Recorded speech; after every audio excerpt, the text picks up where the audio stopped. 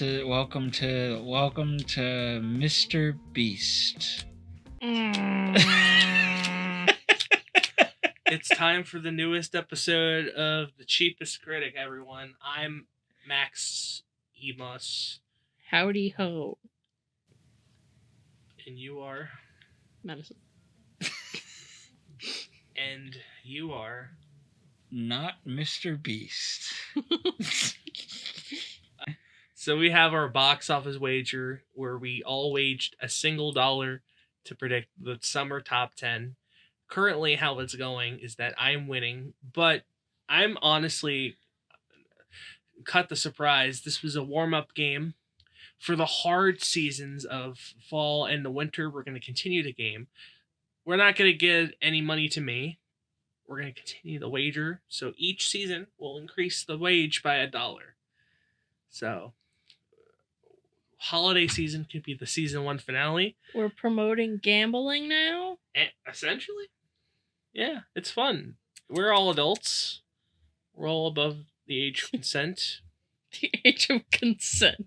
Yeah. Good to know. Yeah, so there we go. Justin, will his strategy change for the fall season? Or will he try to pick movies that he hopes the audience will go and choose to see? And will it work? And Madison is our wild card in terms of her picks. And it worked out for some of her picks, as in one pick. The others not so well. But If was a slam dunk. But we still got the summer box office to keep going. Justin had a pick open 2 weeks ago because we're doing this show every 2 weeks now. So we are going to discuss Trap and Harold the Purple Crayon first. So why did you think that Trap would be a summer top 10 movie? I don't know, because M. Night Shyamalan and, everybody's always hyped to go see his stuff. So I figured, why not? Oh. I mean, okay, I'm going to squint my eyes at that because the last couple movies have not been that big. Yeah, in recent history. But, let me check the summer of 2021. Did The Beach That Makes You Old make that list? Because that would have been funny. The Beach That Makes You Old. So that movie was number 13 of that summer top 10. Number 10 that year was Candyman. Remember that? Time flies.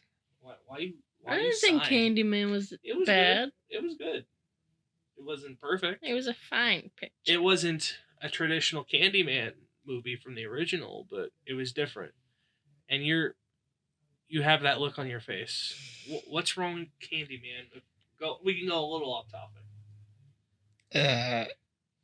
I just have no interest in it. I didn't want to see it. Okay, so you're just sighing just because you are not giving it a chance. Yeah. You didn't see Candyman? Why would I want to go see Candyman? Because it was good. The first one was really good. Back in the 90s.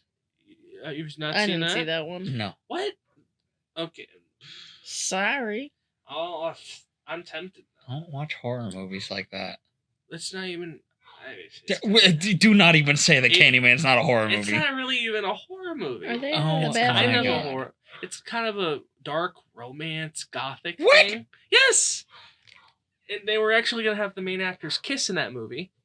But the studio said they can't do that because a white woman and a black guy kissing was wrong in the 90s.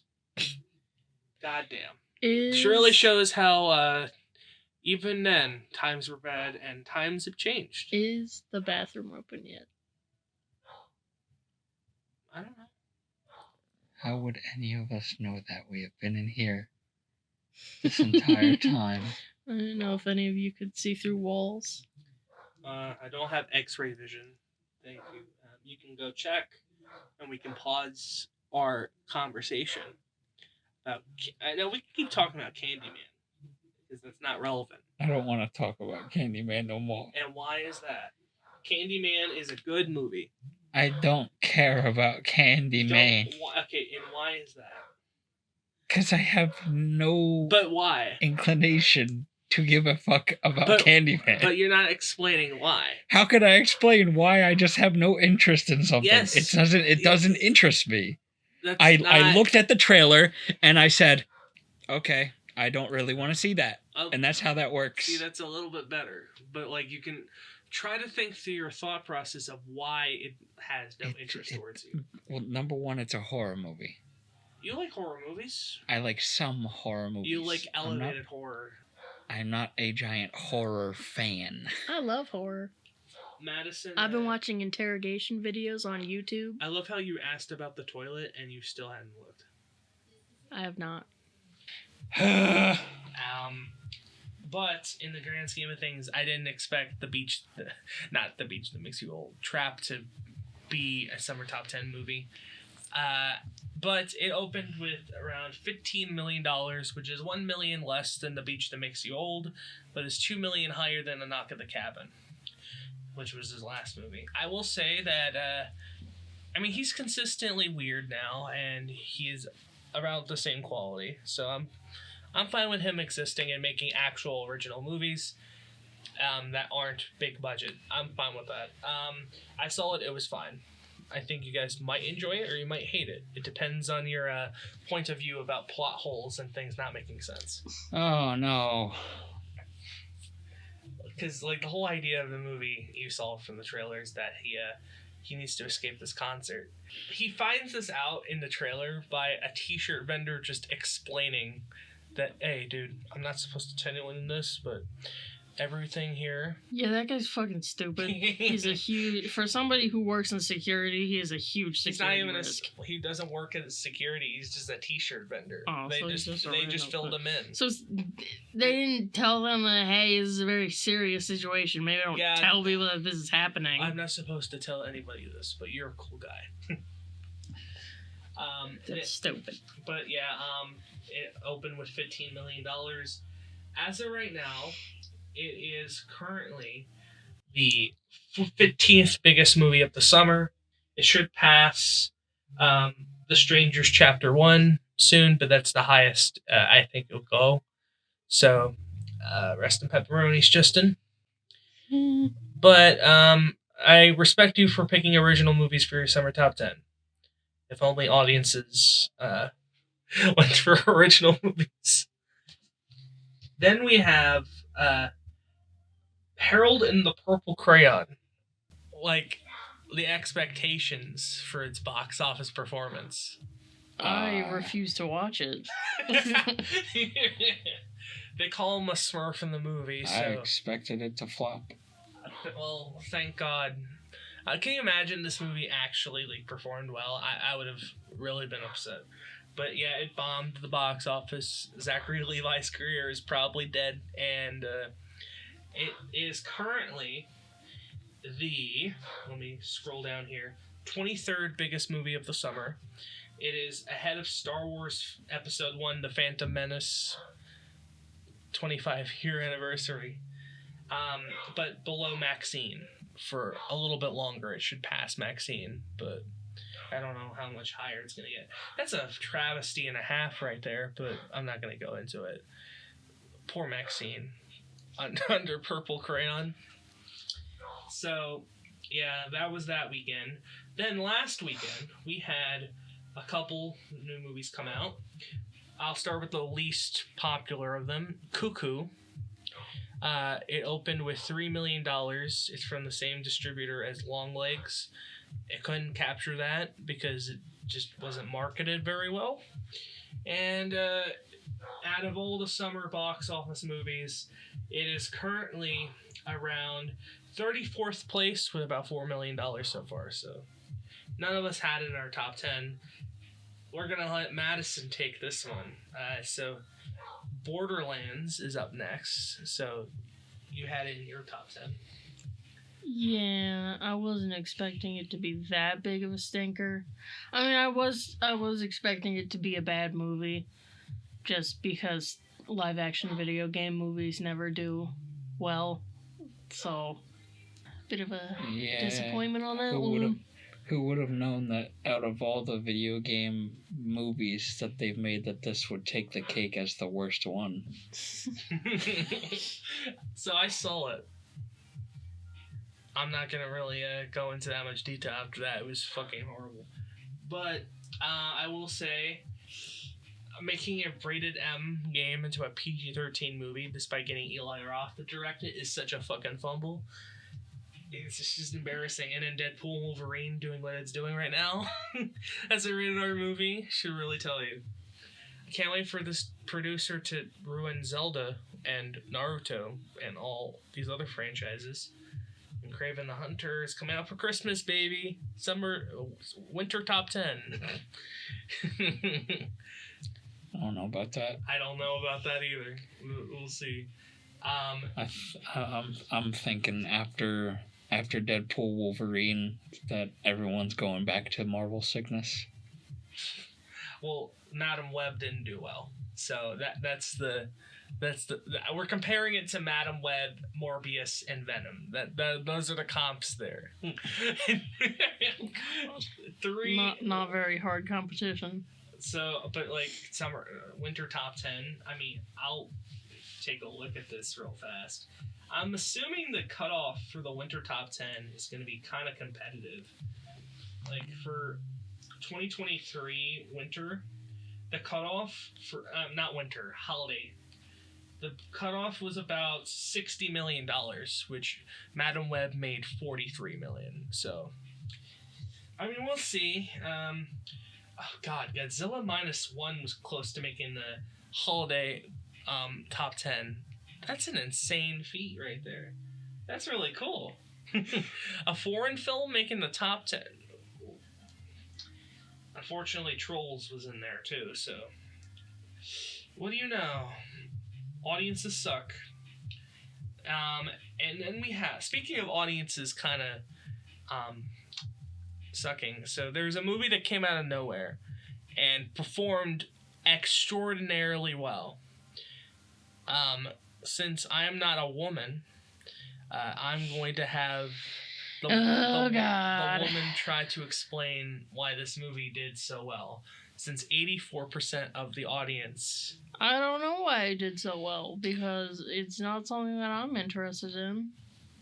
84% of the audience is women. I went to go see it. Did you mention the movie yet? I said It Ends With Us. Oh, okay. I was like, are we just gonna keep talking about this movie without actually mentioning the title? It's like old Voldemort. Like, it is... Women just like soap operas. They love love triangles. They love bad relationships. Listen. 365 on Netflix doing well, and That 50 does Shades not doing well, represent and then this doing me as a woman. The last chick flicks that really did well were Crazy Rich Asians and Girl Trip. I didn't see either of those. So we hadn't had a big chick flick beside. If you want to count Barbie as a chick flick, that feels more like. Definitely the target audience. Dude, imagine, and now Illumination's making a Barbie movie. It's almost like Hollywood took all the wrong lessons from Barbie's success. Every single one. We're getting a Vin Diesel Rock'em Sock'em movie and doing all this bullshit. Thanks, Mattel. Thanks, Hollywood. You took all the wrong lessons. Wait, does that mean that we get to see Vin Diesel's head go up like chee? Probably. Right? But there's no way. It's gonna be like that Alita Battle Angel CGI too, so it's gonna look really weird. God. So it ends with us. It ends with us actually is about to reach the top 10 of the summer. It's currently at $73 million, but by the end of this weekend, it should beat Garfield. I wish I knew that was an option. Well, I did say it wasn't. Like, it was on the list. It was on the list? Yeah, but it didn't have a trailer yet. Oh, that's probably why I didn't. It's kind of impossible. Yeah. Like, I don't TikTok, I'm not into relationship books, and I'm disappointed. honestly. This movie being such a big hit. Because it reaffirms all the stereotypes about women and what they choose to go see. Depressing. But our current summer top 10, before it ends with us crashes the party, number 10 is Garfield. It's about to be gone. And me and Madison both had it on our list. Yep. Haha, gone field. Gone. Number 9 is The Fall Guy, which could make the top 10. At number 10, that was where I predicted it. So I had The Fall Guy on my list. you did not. I thought I did. You did not. Neither did I. Then If is at number 8. It's locked. I think you might be lying to me. If is locked in our top 10. A Quiet Place Day 1 is at 7. Kingdom of the Planet Apes is number 6. Bad Boys Ride or Die is at 5. Twisters is at 4. That movie you guys completely underestimated. Though neither of you had Yeah. Bad Boys in your list either. I underestimated Middle America. Yeah, you did. That was the reason why the movie did well. We both had Kingdom in our list, Justin. Despicable Me 3 is at 3. No, Despicable Me 4. I'm sorry. I'm sorry, Minions. Don't kill me. Deadpool Wolverine is currently number 2, but now it's a race. Can it beat Inside Out 2? That's the question. We'll see. I forget where I put Deadpool Wolverine. I think I had it at 2. So if I get it at 2, I'll be correct. So that would be cool. It would be still the wrong order, but I think I would still win. Because at most, I think Justin has Kingdom of the Planet of the Apes, Deadpool and Wolverine, and Inside Out 2. Madison has Inside Out 2, Deadpool and Wolverine, A Quiet Place Day 1, I think, If in there. So she has those, but I also have Bad... It is... I have it right here. Okay. It's If, Inside Out 2, Furiosa, Ooh. The Bike Riders, Ooh.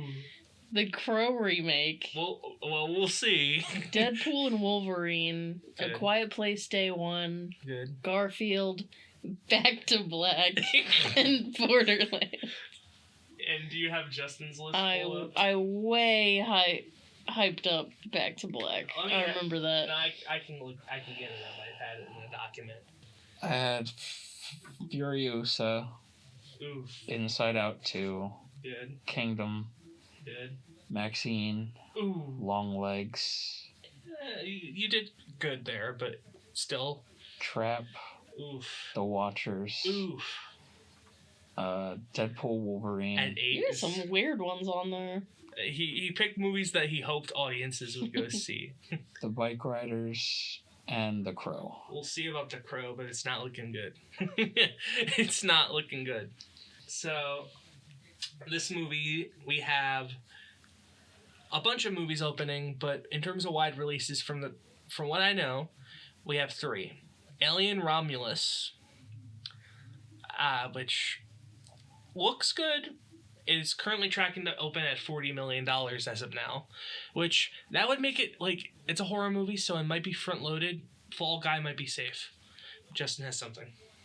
So, we're hearing that it's good. I just want to say, can movies stop putting out trailers where they literally show you fucking everything that happens in the goddamn movie? Because we went to watch Deadpool, Oh, and you're spoiling that, but I was gonna reveal that, but you can keep going. well, Yeah, keep going. we went to the movies, and the trailer for Alien comes on, and it shows you like fucking 7 different death scenes. Well, apparently they throw a big curveball in that third quarter, so even though they're spoiling stuff, they still have stuff up their sleeve. So I just don't want to stop showing me who's gonna die in the fucking movie. You're showing me the whole movie, pretty much. How do you know it's the whole movie? I haven't seen it yet. They showed 7 people fucking die in the trailer. I wonder how many people are in that crew. Exactly. We also have a couple wild cards. Ryan's World, the movie, It's not doing Oh, well. Yeah, it's good. not. It's not gonna Good. do well. If it opens above Oogie Loves, it should consider itself lucky. And Coraline, the 15th anniversary re-release in 3D, is actually overperforming by a lot. It's going to open with 10 million this weekend, which I'll say, it's a great movie. So good for that. Enjoy your failure, Ryan's parents. I wonder how much of their own money they invested in this. I don't even know, because like from what I've seen, it's like an anime, but it's not actually he's on the poster, like the boy, the kid himself. I don't get it. I don't get Ryan's. I don't know the lore. I can't shit on him, the kid, too much, because at the end of the day, he's gonna be fucking 13. At the end of the day, everything comes down to his goddamn parents. They are his managers. Yeah, this is a wide release, alright? It's in 2,000 theaters. God damn, why? Yeah, $10 million budget? He's gonna be like 13 this year or something like that. $10 million. 10 million smackaroons to make this Ryan's World movie. Well, that's great. So I was gonna segue. Deadpool and Wolverine is now the largest rated R movie of all time. Not just in America, but in the world. It beat Joker this past weekend. But I was gonna segue. I wouldn't say how your thoughts are on it, because we're gonna talk about the movie, baby. We went to go see it. It was actually a funny story. So I know that they don't really go to the movies as often as I do. So we watched Long Legs, and I was in the car with them, and I was telling them, okay, you guys should plan out the next movie that you guys want to see. We can have head time, so we can plan out a day for us to go see it in the far future. And Justin's like, oh, I want to see Deadpool and Wolverine, like yesterday. I want to see it now. So we went to go see it opening weekend. Not opening weekend, the weekend after. And now, our review. So, Deadpool and Wolverine is the third film in the Deadpool franchise, the first of which that's in the MCU now. Their only movie this year. Directed by the excellent director of Night in Museum and Free Guy. And the movie is making gangbusters at the box office.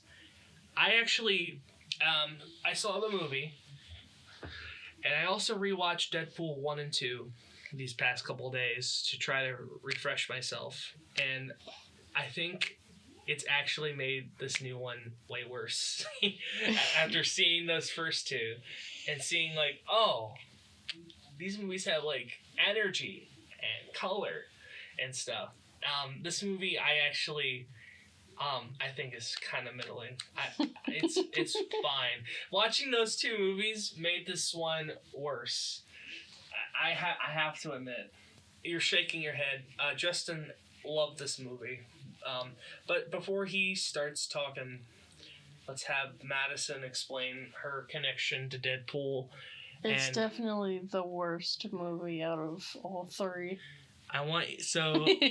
What is your guys' history with the Deadpool movies? Well, I didn't even want to go watch the first one. My mom made me. What? Or she asked me if I wanted to go, and I was like, eh. Why? So then I went and saw it, and I was like, this is amazing. This is going to take up my personality for the next 6 months. And it did. And then I watched the second one, and I was like, that was okay, but not as good as the first one. And then I watched this one, and I was like, yep, that's Deadpool 3, all right. And that was about it. So what's your connection with the Deadpool series, Justin? I've seen every single one of them in theaters. Even Once Upon a Deadpool? No. We don't talk about that one. Nobody saw that one. Let me see how well it did in its year, 2018. You keep going. So I've seen the mainline entries. Not the ones made for little kids. Little Jimmy. I'm sad they canceled the Donald Glover show. No, but Blacklisted from I- Hollywood. I liked Deadpool and Wolverine. And I actually liked it better than I liked Deadpool 2. Insane. That is actually it. Deadpool So you 2. think Deadpool 1 is the worst one? No. Deadpool 1 is the best one. I actually disagree with you. So you think Deadpool 2 is the worst one? Out of the three, I would say yeah. Deadpool 2 is the best one. Nah. It's the best directed. Nope. Yes, it nope, is. No. Did you? Okay, I want you. So we the all- action scenes in that movie, right, are really good. They're well directed. They're colorful. They have a lot of creative stuff. I don't think there's a couple elements of that story that I don't think don't work, like killing off the love interest for no reason. But then, Yeah, I didn't like but that. then and then they bring her back, and the ending of that movie is excellent. So I would say, like, I am tempted to go into spoilers for Deadpool and Wolverine, but for new movies in theaters, we typically don't.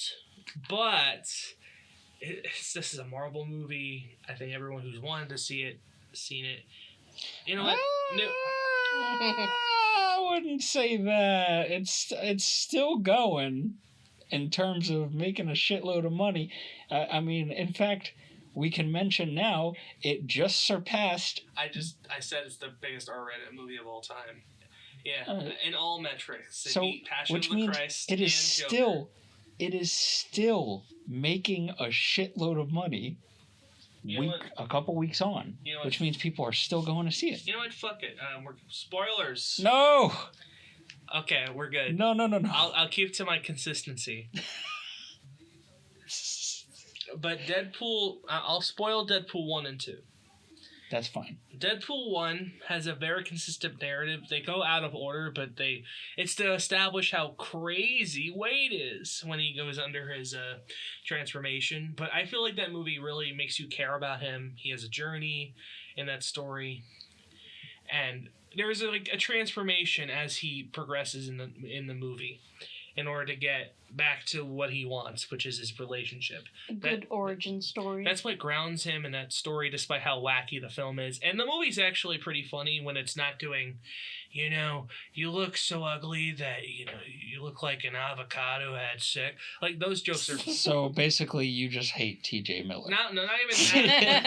Like, specifically, no, like the jokes where it's like, wow, it smells like old lady pants in here. You sound like you have a dick in your mouth. Like the actual, when they swear, it just sounds like they're trying to be edgy. But there's cute jokes in that movie, the fact that he's in this relationship with this stripper, but you think that they're gonna have sex, but no, they're playing skee ball. That's their date. And that is really wholesome, cute relationship. The fact that, he protects people, but, doesn't care. His friends bet on him to die because he has cancer. They're dark jokes, but they're not exactly, they're less vulgar. And, that's... sometimes just saying the word fuck isn't funny. It can be funny, but I think in these movies, sometimes less is more. And because it really makes those moments that you do go all out more funny.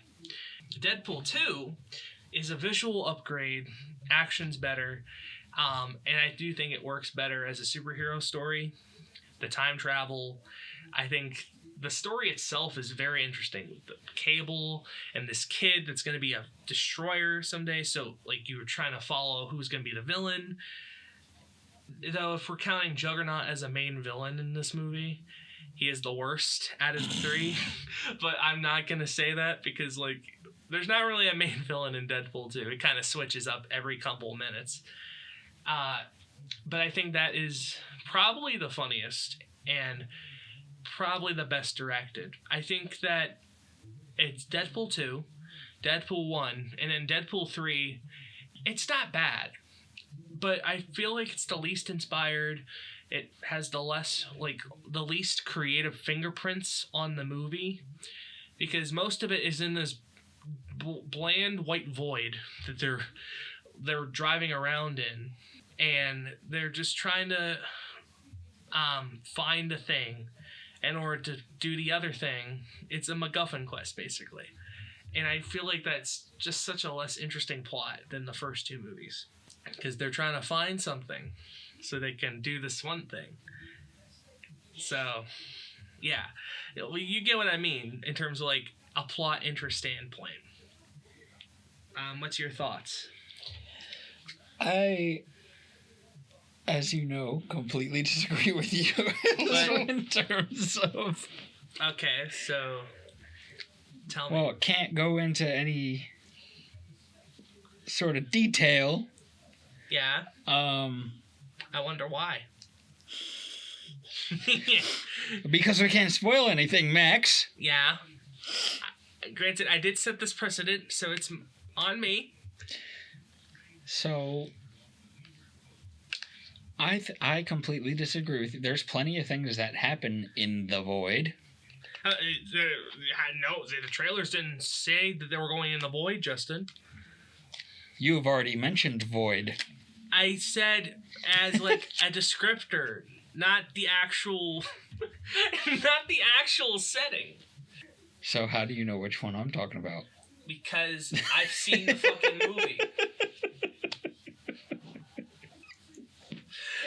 There's plenty of things that happen in the middle of the movie that you say nothing happens in. Nothing happens. They leave this one area. They go and basically lollygag. They have a fight scene. What do you mean lollygag? Dude, after... This is textbook recipe with movies. After some sort of action happens, they go into a resting period. Yes, but like the other two movies had interesting... Had the same thing! No, they had interesting plot elements that kept you invested. It was the same exact thing. What do you mean? No, Wolverine's backstory? That was interesting? No. Oh my god. No. You don't think that his backstory was interesting? No! It was the most boring backstory of all time. Like, you think that, this is the trailer showed that he's gone through a rough patch. So you think that it's going to be something bad. No, it's like the most, that happened.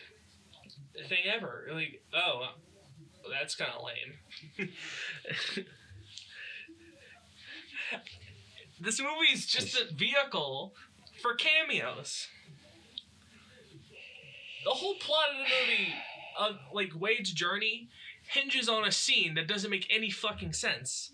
In this movie, I get that in the end of Deadpool 2, they have this thing that, they don't need to follow any rules anymore because of how the time machine works in that.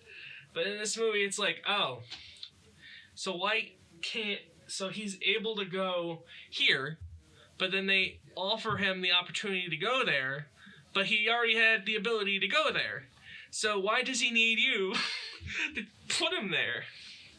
I'm trying not to say any spoilers. Okay? So I sound like a crazy person. I'm trying. Because the thing that they used before is no longer available. That's a dumb... The movie made that excuse. It's not like in the end of Deadpool 2, they're like, that thing is gone now. No. Deadpool 3 did that. And the fact is, it doesn't make any fucking sense. They only happen in the scene, in the movie, for a cameo. You get what I mean? The whole movie is hinging on cameos. I agree. I disagree.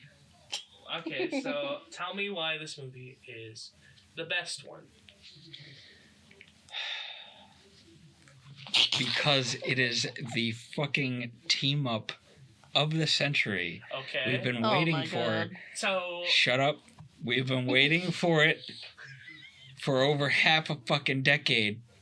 Alright? I'm sorry, but first off, this is a completely different Wolverine. Okay. And thank God, by the way. It is a Wolverine. So? We all know that the Wolverine perished Yes. tragically. Yeah. Mhm. Heroically. And actually, I'm glad they didn't have that, by the way. But the point is that just because they're in the movie together doesn't make it good. I will say that their chemistry is pretty solid. I will say Hugh Jackman's killing it. Ryan Reynolds is pretty good in the movie. I just have an issue with the plot and some of the action scenes. I thought it was pretty badass. Okay? It's a pretty badass movie, Okay. and I liked it. I'm glad you liked it. I'm not glad that you can't really explain why it's good. Spoilers, Max. Spoilers. No, you can describe what's good about the movie without spoiling specific plot points. I like the My- cast. I like the action. I like where they go with things. I like the gags and the goofs. So I think some of the gags worked. There's some funny jokes in this movie, but there's some other jokes that lie flat. I think that the action, the one that's going crazy on Twitter, the opening action scene that caused Bye Bye Bye to re-chart on the charts, that was good. Good opening for the movie. The people that are saying, oh, Peacemaker's opening is trash in comparison to that. Nope, we're not doing that. Because John Cena and all the cast did the dance themselves. Ryan Reynolds did not do that dance. It was a stunt actor, okay? I want to see Ryan Reynolds in his makeup do that dance, and then we'll talk. All right, Ryan Reynolds is 50 fucking years old. I don't give a... How old is John Cena? I don't fucking know. It's gotta be at least 50. I don't know how old he is. The point is that, like, I'm not saying Deadpool is bad. I'm saying that, like, in comparison to other things, I don't think it sells as well. I think the color grading leaves things leaving their vibrance as much. I think also, there is one action scene in the middle of the movie that is a metaphor for something else that involves some John Travolta that is really, really good. But at the same time, this is why we need a fucking camera. He's doing karate chops trying to get my attention. But I'm telling him, he needs to wait for me to finish my sentence. Can't even. I finished my sentence now. You want to talk? I can't even. You're saying that it's devoid of color, and there's a very specific reason for that, and I can't even say it. I don't give a fuck. They literally make a Mad Max joke. It's in the trailer. They're in a desert, okay? But Mad Max looks so damn colorful and creative and vibrant, and then you look at this movie, and it looks depressing, like a gray void. Madison, you're being remarkably quiet. Cause I told Justin like 3 days after we watched the movie, I barely remember anything from it. Like, I did not absorb a single thing from that movie. You got high before we watched the movie. I get that before we watch every movie, okay? It's part That of... is not an excuse. It's not my fault you didn't retain anything. It's the movie's fault. Because it was Deadpool Part 3. Not really. It's a completely different stylistic thing than the previous couple movies. In my opinion. It's Deadpool movie. Is pretty much like, you know what you're getting. Fourth wall breaks and quirky humor. So are you guys excited to see Deadpool pop up in more Marvel movies? I'm not excited for more Marvel movies. I'm kind of done with Marvel. I'm literally done. I've been done. And if anything, this has sealed it for me. But guys, Robert Downey Jr. is coming back. I don't care. Even the most... This was probably the most anticipated Marvel movie for me since, Spider-Man. I will say, Guardians 3 and Black Panther 2 are good movies. Spider-Man came through for me, obviously. But this movie, I was expecting it to, and it just didn't. You want to know the difference between this and Spider-Man? The cameos in that movie have narrative purpose. They help drive along the themes of the story, and they enhance the character development of the main character. The cameos in this movie are basically there as fan service, as kind of a send-off to a bygone era of superhero movies. And you can definitely say, well, I loved that. But at the same time, as a movie, I don't think it works as well narratively as No Way Home did. But that's just me. Do you agree or disagree, Justin, with this sentiment? I think you're whack. Deadpool 3 just felt like, hey, look, who's this guy? Yeah, I mean, they were fun. Well, one of them was fun. The others were kind of window dressing. There was one that was fun and one that was there for emotional purposes, and then the rest were just there. Like, wow, I can't believe they got that person in the movie. Anyway, I'm going to give Deadpool and Wolverine a 6 out of 10. Crazy work. No, you gave Only Yesterday a 5 out of 10. I don't want to fucking hear it. Fucking no shoes? Yes. No shoes?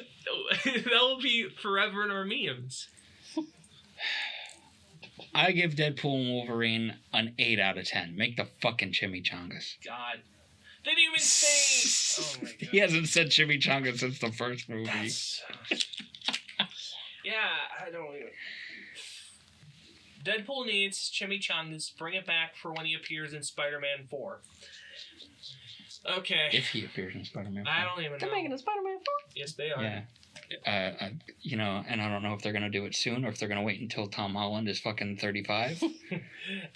I mean, it's good. Literally, Marvel's biggest problem right now is that we have these characters that have been not doing anything for 4 years, and we don't know what they are or where they're coming back. And when they do come back, it's like, oh, the movie's kind of bad. Like Captain America, the new one. Like, I wanted to see Sam as Captain America in a movie, but guess what? If the movie stinks and looks bad, I don't want to watch it. That's kind of the problem there, in my opinion. Maybe it'll be great.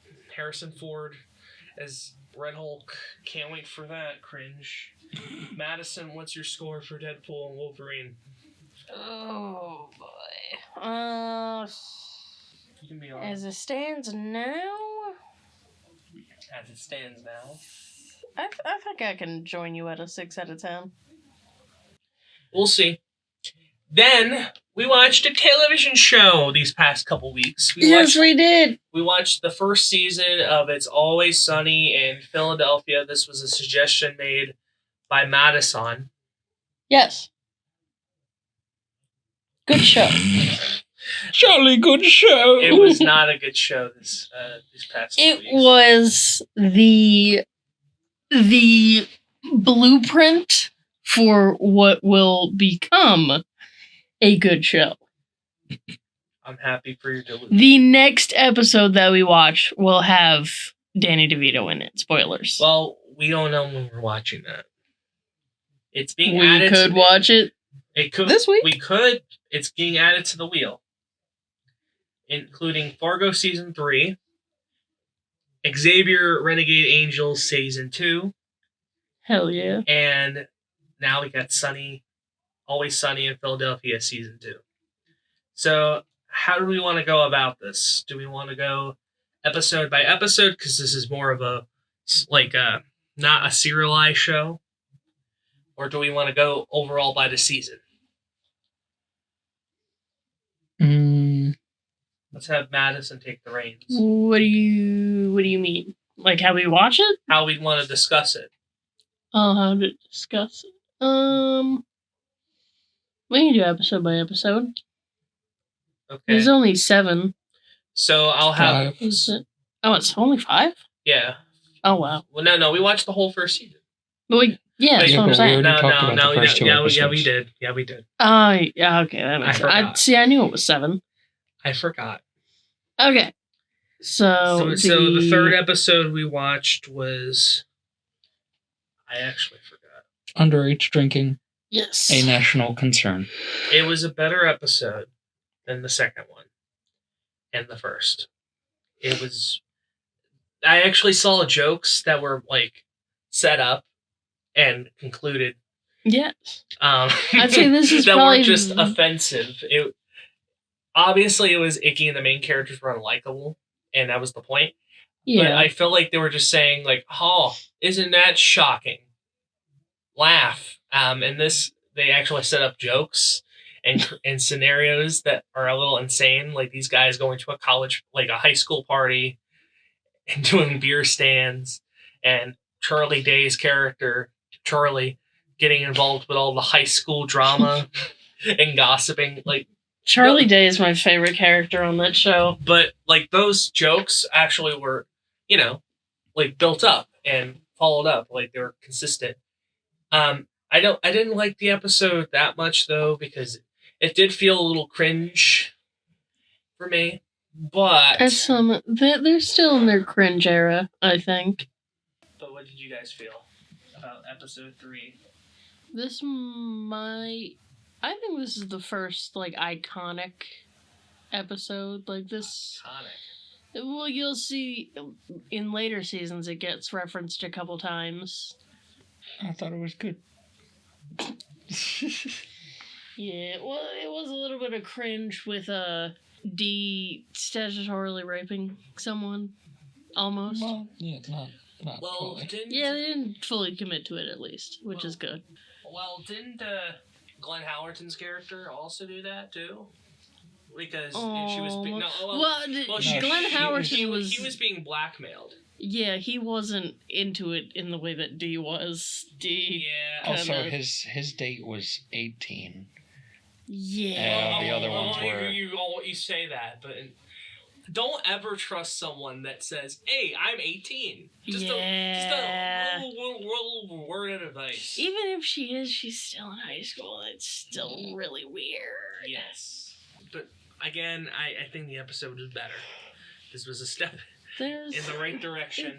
Besides just cringe. Tiny stepping stones in the path to greatness. In the path to greatness. Yes. So this next episode is actually kind of the pilot episode.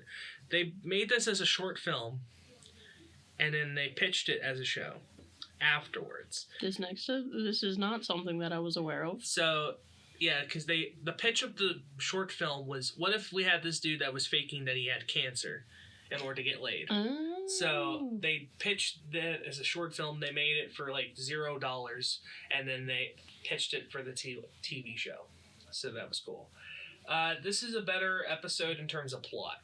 Like, again, it doesn't just feel like, oh, we're gonna do outrageous things, and that's the whole thing. No, it felt like they were doing like a whole story. It had funny jokes that weren't just, wow, look how fucked up that is. It had these character interactions, how different people react to the fact that he's having cancer, and obviously we as an audience can tell that he's lying, and we're basically anticipating when things fuck up. Did you like this episode more? Sex? We didn't have sex. Then they go to her house to try and get the money back. Yeah, that's the funniest joke of the episode. You think she went inside to get the money, or? Yeah, better episode. Unfortunately, the next episode isn't as good. It's still better than the first two. Which is? Gun Fever. You didn't like that episode? I thought that would be the best episode of the season. No, it's not the best episode of the season. I think...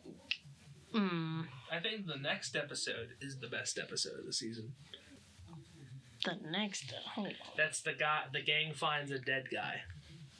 Because I feel like in that episode, you have these different subplots, and like the fact that they find a Nazi costume. Yeah. They go to the museum.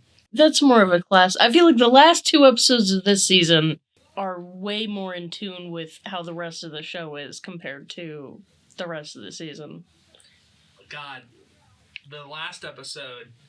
This episode, the last episode of the season, introduces one of my favorite characters, which is... You mean the group, though?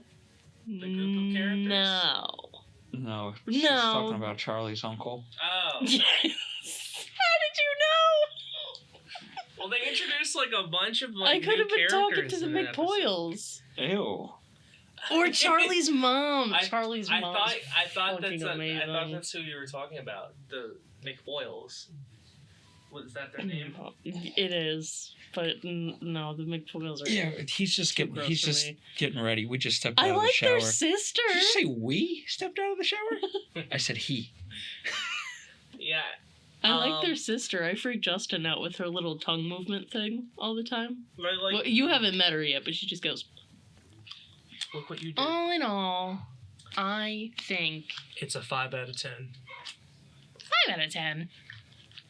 You know what? For because I do agree that it is not nearly the strongest of any of the seasons.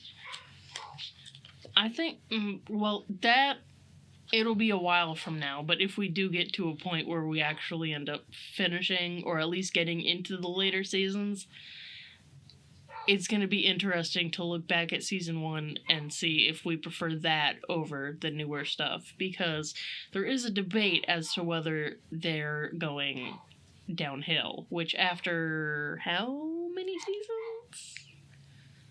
Like 15 now, I think? Something like that. I Yeah. think it's 18. God damn. No, 16. Yeah. Sorry. I thought it was something like that. Yeah, after 16 seasons, it's to be expected.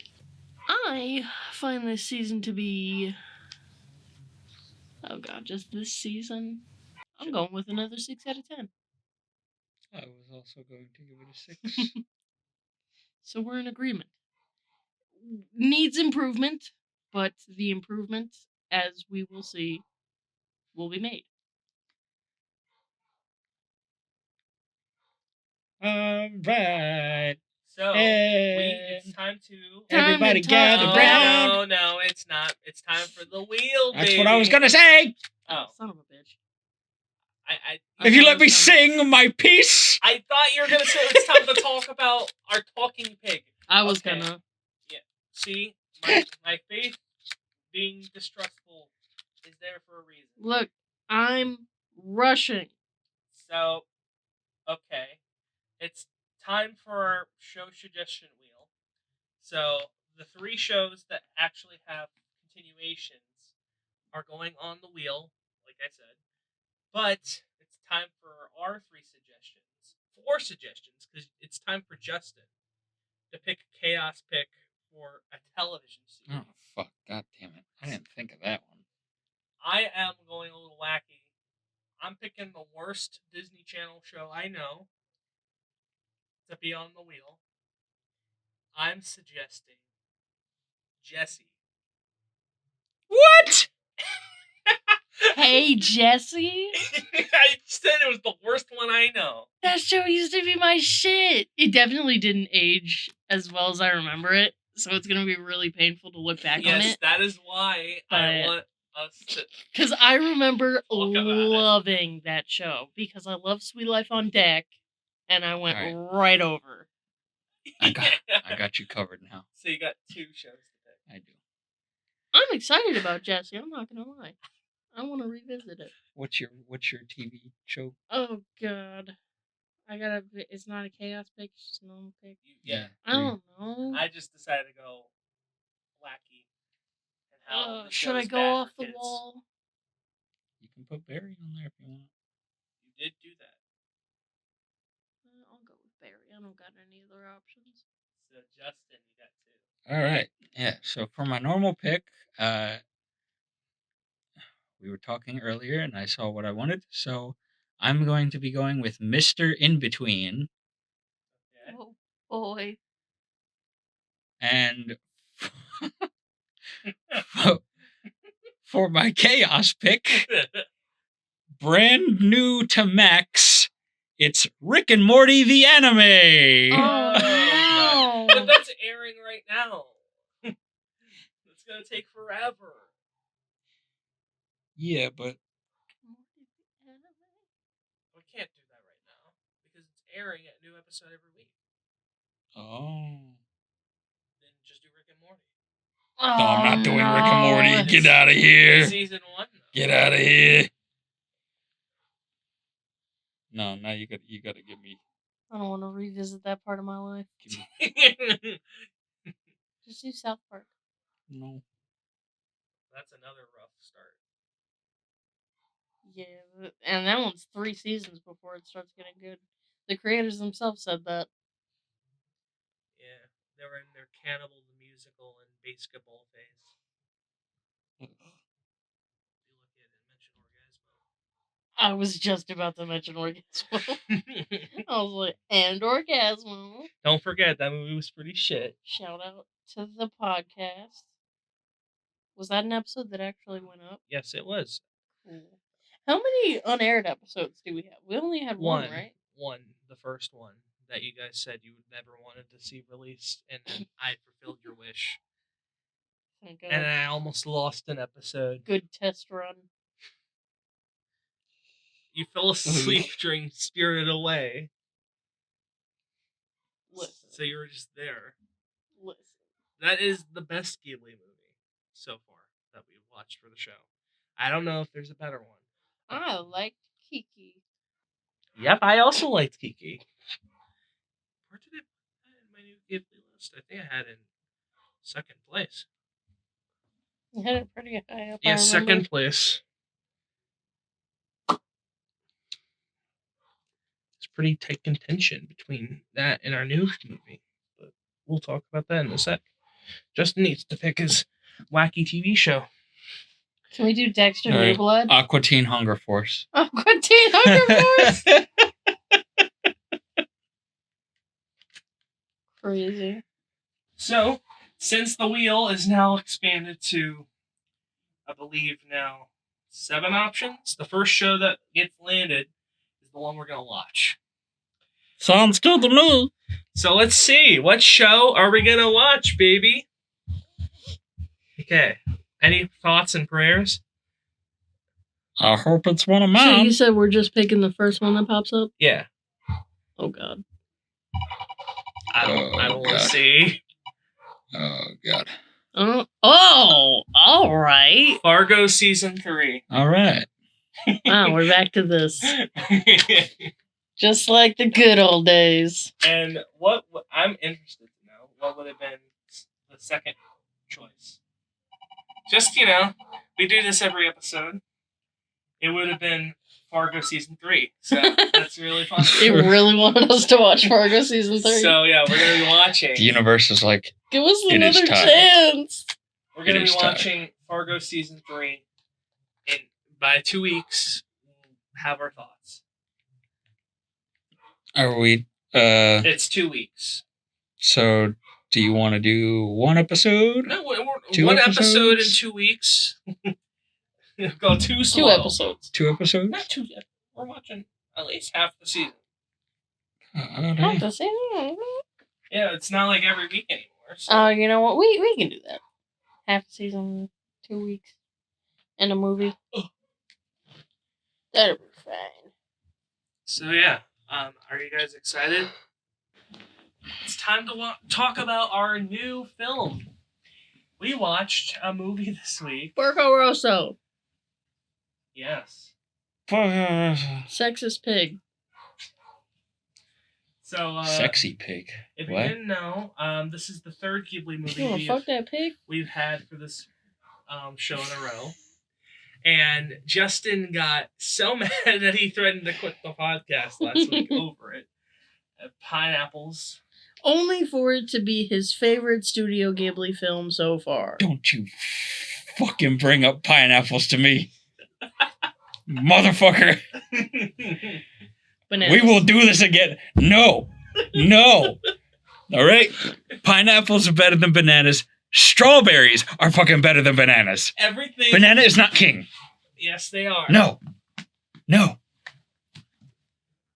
No. Banana. Anyway, No. we watched a movie called Porco Rosso, or Crimson Pig. I guess. Interesting. Direct translation. So what were your expectations coming in? I was expecting a cute flying pig, and I got feminist propaganda. Feminist propaganda? Yeah, he's a sexist pig. He learns how to love women. respect women. Yeah, that. Womanizer. Did you not get that from that? I was just kind of watching a pig fuck some shit up. I don't know. I kind of love how him being a pig actually doesn't matter for the story. It's just a cute little side detail. He's just a pig. Yeah, because he's still going around porking whoever he wants. All right. I mean, they don't actually No, I know. go that in depth, but I know. you can assume. He's very successful in the ways of seduction. He's a suave, smoking pig. Yeah, everyone loves him. So he is a bounty hunter. He's chain smoking throughout the entire movie. And essentially he just wants to live life, do his bounty hunter work, but thanks to a new hotshot American. Oh yeah, we watched the dub and also spoilers. The dub. So somehow they managed to get Carrie Elways, the one British actor in the cast, to play an American in this film. Brilliant casting choice right there. But it's not great. But this is a Disney dub, by the way. This was made after Spirited Away's dub, so they were starting to put these into production, and that's how they got Michael Keaton involved. And Carrie Elways is an American, but essentially he gets brought in to try to kill Porco because Porco as a bounty hunter is so good that the pirates can't steal anything. So Porco is just trying to live his life, fix his plane. He gets shot down. He fixes his plane thanks to a hotshot underdog engineer who happens to be a woman. And he learns to respect her and her craft while also just kind of being a chill, relaxing movie about a pig being a spy bounty hunter. Also, she is 17, and her grandfather is constantly like, hey, don't be having eyes for my granddaughter. Yeah, And then... that's the worst part of the movie. Yeah. Because... and then the American, when he sees her, he's immediately like, will you marry me? Everyone loves her in this movie. But, like, the Pirates is, like, kind of that similar kind of joke that they did in Castle in the Sky, where they're like, oh my god, you're so good. But the Pirates love little girls. But in this movie, it's more like a, wow, like, we really think you're cool and respectful, and, like, you're going to be an engineer, and that we respect you, and you understand us. Yeah, well, the Pirates were there, yeah, because they're like, you're an engineer, you built his ship, but you're so beautiful. How? Also, there is a difference in culture that in America, thankfully for us, 18. In Japan, it's different. But even then, it's like, oh, yeah, this is a completely different culture, isn't it?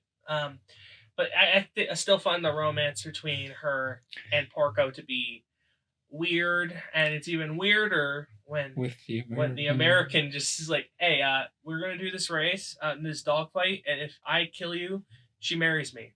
There you go. Yeah, when he came up and asked for her hand in marriage, I was like, step away from the child. Actually, you're an American, which makes it worse, sir. He's going to be the president, and he's going to be a pedophile. It's just like when in Rome. I get to date minors. When in Italy. This movie is also very anti-fascist, which is cool. Hell yeah. Yeah. America, #1. Not even... It's less even American. Porco Rosso is Italian. Yes. You know he wants to fly for himself. Thank you very much. So, I mean, there's not really, like, it's kind of just, like, a chill plot. Like, there's not really, like, many twists and turns here. It's kind of has the vibe and atmosphere of Kiki, with more of the action that you would expect from, like, Castle in the Sky. And that's the perfect comparison that I would do. I love the tone. What, Kiki's action wasn't enough for you the last 5 minutes? The plane scenes in this movie... Like, really cool, really well done. You can tell Miyazaki loves his airplanes, and he's gonna continue to love his airplanes. But really cool.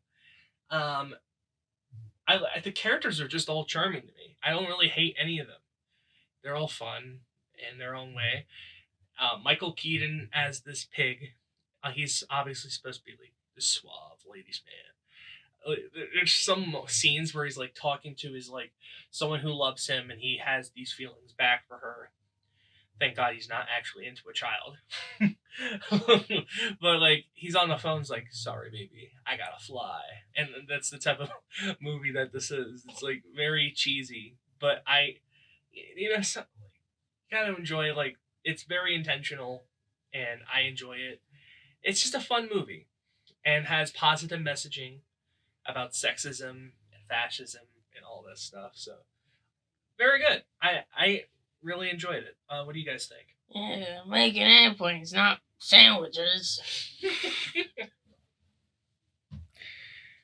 I thought it was better than a lot of the other ones that we've watched from Ghibli.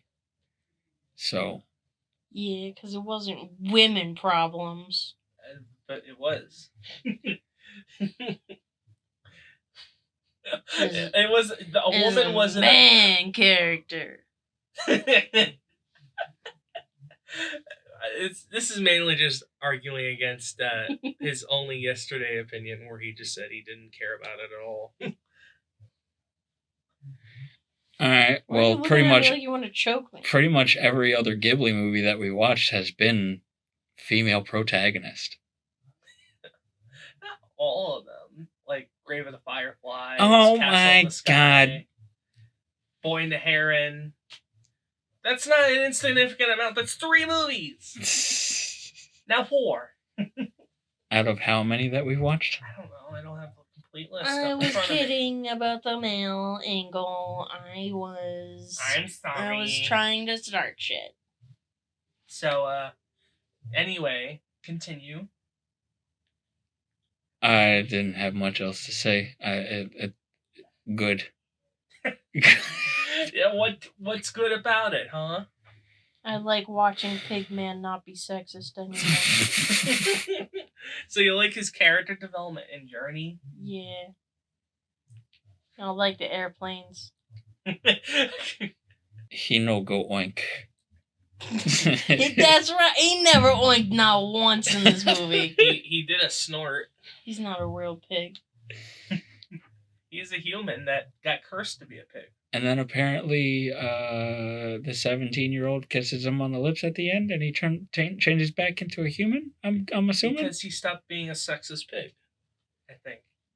I think it doesn't really go into, like, it shows him during the war, and he's in a fight, and maybe it's because he was a coward, maybe it's because he was selfish or something, and all of his friends went up to heaven, or the afterlife, while he was, still on Earth, cursed to be a pig. But, I mean, again, it doesn't really mean much for the story. If you had him be a normal guy throughout the movie, what really changes? So, like, it's just more of a quirky thing. And, like, wow, when pigs fly. That sort of thing. But I found this movie very charming and cute. It was fun. Charming and cute. That's kind of like the Studio Ghibli motto. Except Takahata, which is introspective. Yeah. And depression. Like, man, my life kind of went in a different direction than I was expecting. Childhood nightmares. And farming. Did you guys know organic farming? So. God. So Miyazaki is like, you people have a heart. I'm going to make it feel joy. And then Takahata's like, you people have a heart. I'm going to fucking rip it out. That's only one movie. Stomp on it. Only Yesterday was not that depressing. Do you disagree? No shoes. That was just probably the most difficult part about the whole movie. More than the period Just, stuff. The rest of it was kind of Period stuff boring. is not It was fun. It was not boring. It was a little Who boring. gives a It was relatable. Okay. Uh, Now the next. relatable for who? Not you. Yes, it was It was childhood regrets. not the periods. Not the period. No, I did not have any periods, but like childhood regrets about not being able to do See, stuff you as a don't know about kid, periods.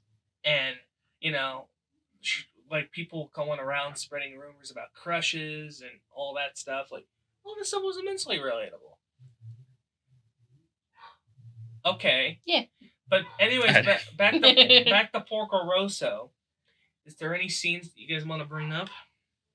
I like the lady, the older lady, Gina. Yeah, Was that her name? I think the actual love interest. I kind of wish that the movie had a conclusive ending about that. They kind of teased that at the end because they kind of rushed the last bit of the movie in like a minute.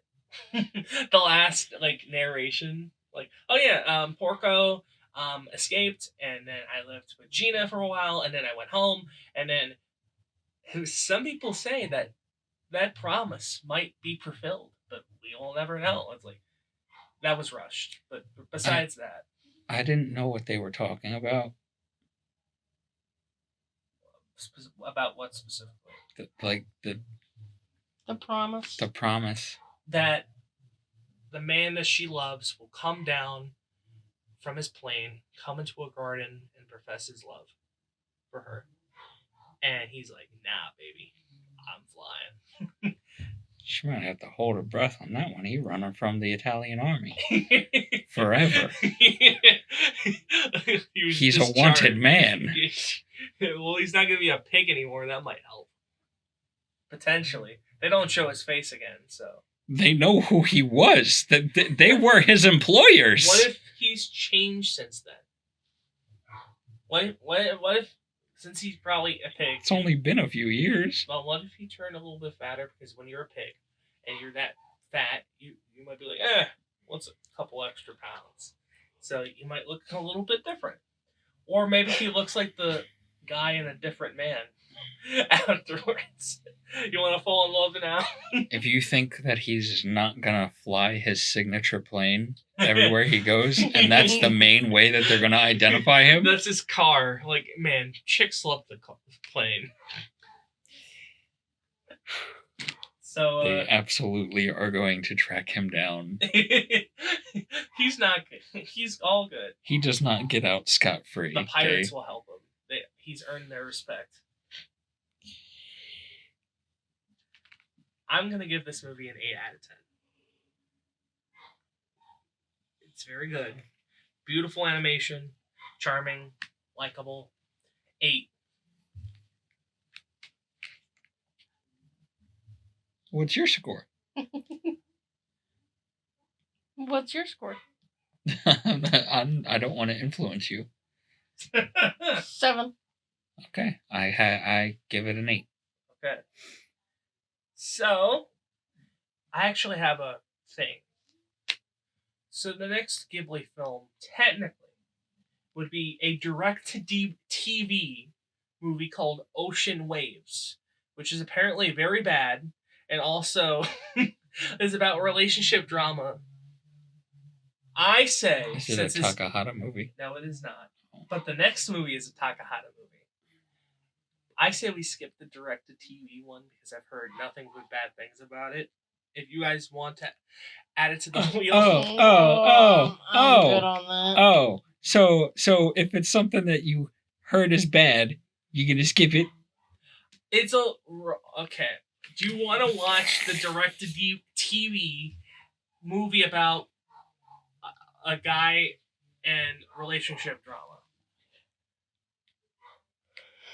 Or the next Ghibli movie could be about raccoons that turn and transform. Raccoons. And they play with their balls or something? Now they attack people with their inflated balls. Yeah. They I want to watch make that them the shit. size of boulders and crush them.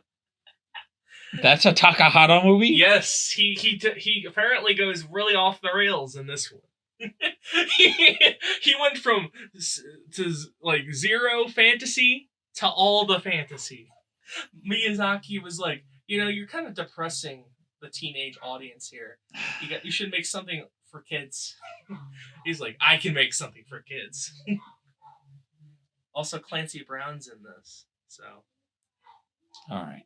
How about we saved like the weird Ghibli movies for the end? Mr. Krabs? Yes. So like, Hell yeah. Ocean Waves and Earwig and the Witch are going to be the last ones we watch because they're direct to TV. Boy. And who knows when we get to that. So the movies for the wheel this week include Pom Poko, the next Ghibli option. If it gets picked, I swear to God. It would be the most hilarious thing on the planet. I don't want to jinx it though. Because, like, what are the fucking odds that it gets picked 4 weeks in a row? It might actually be, like, I wouldn't blame you for thinking I was rigging it. Then, my 2 suggestions. The first one, I actually found this movie in my shed. I'm trying to start to renovate the shed to be a studio so we can record the podcast with cameras in a better space. But it's a movie called National Lampoon's Van Wilder, starring Ryan Reynolds. Oh, In one of boy. his first starring roles. It looks very bad. It's one of those, like, early, awful 2000s movies. Have you never seen it? No. You've never seen What? No. Oh, boy. Oh, you're in for a fucking ride. This is gonna be... We should watch that together if we're gonna do that. What, you guys have seen this before? Oh yeah. Yeah. There's There's a dog on the back. They used to Uh-huh. play... Yep, there's definitely a dog. Anyway. And they cover his balls. That shit used to play on repeat on Comedy Central. I can imagine from this Yeah. cover. Except for one scene. So that's my. Is there a scene I've never seen? So No. originally I was gonna pick Alien for my regular suggestion because the new movie's coming out this weekend. But then I heard of, and I got reminded of this. So remember Robert Zemeckis' motion capture movies from the 2000s, Polar Express, Monster House, A Christmas Carol starring Jim Carrey. Hell yeah. I got reminded of That is the best Christmas movie. no. Yes, it is. I shut up. I got Oh my reminded of. I'm being silenced We'll get to you. by the man. I was reminded of this absolutely insane movie that is Disney's biggest flop of all time. It's called Mars Needs Mom, starring Seth Green. Oh, no. It stars Seth Green as a 6-year-old boy. In fact, I ordered the Blu-ray because in the Blu-ray, the Seth Green cut is there. It's alive. So we might watch the Seth Green cut. Oh, cool. But I thought that would be a funny chaos pick. So, they already told me they're not changing their picks because they're boring. So Justin's pick is Snowpiercer for the 4th week in a row. And mine is Step Brothers. For the 8th week in a row. So, this one is elimination style still. The last movie standing will be watched. And let us see what gets picked. So, let us begin. Fuck! Hell yeah. Mars Needs Moms is eliminated. God. Oh, wait. Oh, no. What did I delete? Oh. I deleted Step Brothers. God, that was close. Muscle memory. From it getting taken out so many times. No, there's not a Madison segment of the wheel. Can you imagine? Okay. Restart! No. Do we want to restart? Alright. Pom Poko got taken out. Okay. No Ghibli option. It finally happened. All right. So now we're left with only the good movies. Only the good movies. Maybe. Van Wilder here? Yes. God. You okay, buddy? Your laptop is working overtime. Let's fucking go! No. We only Oh. have good movies! No, what do you... These movies both. It's either probably Van suck. Wilder or Step Brothers. There's no losing here. Oh, This is so God. exciting. I'm gonna hate this week. How are we gonna watch Van Wilder? I'll rip it from my. Well, actually, you know what? No, Is it not available anywhere? Because I kind of want to watch that together now that I found out Max has never seen it. So we got to plan for that. God. Could this be the week? It is!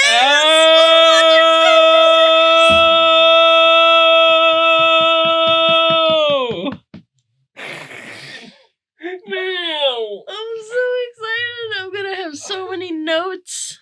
No. This is going to be the most intensive week on the podcast. Okay, so we got, what do we have? So the new movies opening this weekend are Romulus and Coraline, and then next week is The Crow, I think. Then we're watching the first half of Fargo season 3. So we're watching Fargo season 3 and Step Brothers. Fuck me. Amazing. I hate that. I probably would have hated Van Wilder even more. So I only suggested it because I literally found it like a lost treasure, and Ryan Reynolds is on it.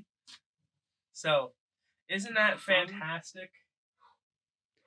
All right. Well, Step Brothers is on Hulu, Hell yeah. and so is Fargo. Fabulous. So, don't even have to leave the platform. I fucking hate that. Step Brothers. You know how many times I've seen that movie in my lifetime? And you're going to watch it one more Yeah. time. You always only picked it because I said I didn't like it. That's what We the funny picked it part. because Well- you don't like it and we love it. Sometimes life can be a fucking prison on planet bullshit in the galaxy of This Sucks Camel Dicks. So. Well, thank you, everyone. Bacon sucked my. I'm not even gonna finish that. Good night, everyone. I was gonna say camel dicks.